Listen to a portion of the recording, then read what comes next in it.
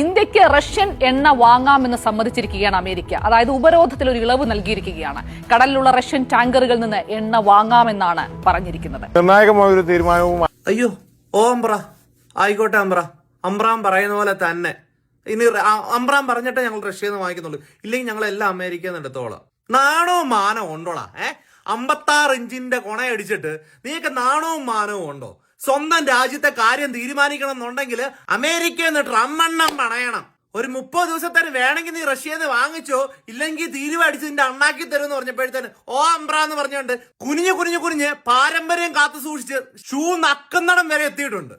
ചുമ്മാ അതാണോ ഈ നായിന്റെ മക്കൾക്ക് മഹാത്മാഗാന്ധി എന്നൊക്കെ കേൾക്കുമ്പോ, അല്ലെങ്കിൽ സ്വാതന്ത്ര്യ സമരം എന്നൊക്കെ കേൾക്കുമ്പോ ഇത്ര കുരു പൊട്ടാനായിട്ട്? ഇന്നും വെളുത്ത കൂടെയുള്ള സാമാനം താങ്ങിക്കൊണ്ട് നടക്കുകയാണ്. ഇവനൊന്നും സ്വാതന്ത്ര്യം കിട്ടിയിട്ടില്ല, ഇവനൊന്നും ഇന്ത്യക്കാരനാണെന്ന് പറഞ്ഞുകൊണ്ട് രാജ്യസ്നേഹം പറഞ്ഞുകൊണ്ട് ചുമ്മാ കൊണ അടിച്ചുകൊണ്ട് നടക്കുന്നതേ ഉള്ളൂ.